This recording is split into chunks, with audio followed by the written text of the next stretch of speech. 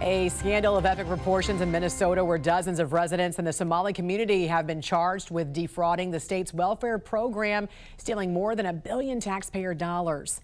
It is an investigation that spans several years, with the FBI under the Biden administration raiding organizations and uncovering multiple government fraud schemes. Joining us this morning to discuss this, as well as the investigation against the Afghan National Guard shooting suspect, is retired FBI Special Agent in Charge and former head of the Chicago PD, Jody Weis. Great to see you, sir.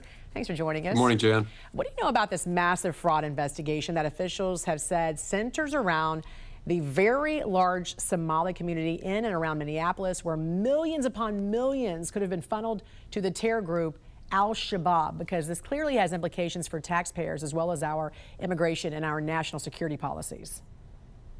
Yeah, Jan, this is just so disgusting. You think about it, all these shell companies have been put together for services that are literally non-existent, and they sounded legitimate, feeding hungry children, autism, housing, but they were just non-existing services, and billions have gone back in fraud. But the worst thing about this, a large percentage of that has gone to Al-Shabaab, a terrorist group that kills Americans. But here's what I'd love to see the Department of Justice do, Jam.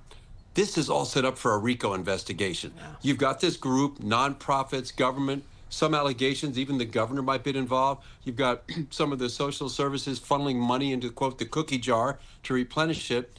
And then you've got this pattern that's been going on for years, money laundering, bribery. So if this was a street gang, Jan, in Chicago, this would be a slam dunk RICO case. So I really, really hope that this is how it turns out.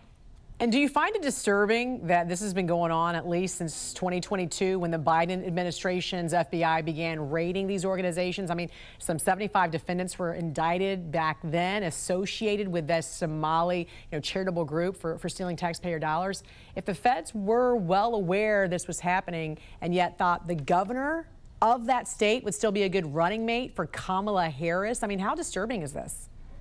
Oh, it's shocking. But, Eric Holder supposedly did the vetting for Waltz, a former attorney general. But you have to ask yourself, Jan, maybe this wasn't really a big deal. What does all this go for in some of these communities? You're buying votes. So until you're caught, maybe this is something that didn't come up on the radar. But it's amazing that the Department of Justice, looking into this, could not identify this and tell the presidential candidate, this is not a good fit. No, especially when you're talking about upward of $1 billion. I mean, this is a lot of money. Yeah. Another foreign national of an enemy country, Afghanistan, facing first-degree murder charges, police say, for killing National Guard troops Sarah Beckstrom and severely injuring Andrew Wolf, who, by the way, is still fighting for his life. Walk us through what law enforcement is doing right now in their investigation following that horrific attack. Well, Jan, right now, we don't know what the motive is. We don't really know why he did this. So they're going to be looking again at all the social media, all the digital footprints. They're going to be interviewing anybody that might know this guy to try to find out what really happened with him. So there's still a lot of work to be done. That's why you haven't seen any charges for terrorism yet, because you don't have the motive yet. Well, Homeland Security's Secretary Kristi Noem believes he was radicalized here in this country, but I got to ask you, he allegedly worked with the CIA in Afghanistan, so was he not vetted then? And what does this tell us about foreign nationals of enemy countries that we're relying on to work with our troops and handle the most sensitive information when it comes to national security? Yeah, great question, Jim, because we have to ask, how was he vetted? What did he do in Afghanistan?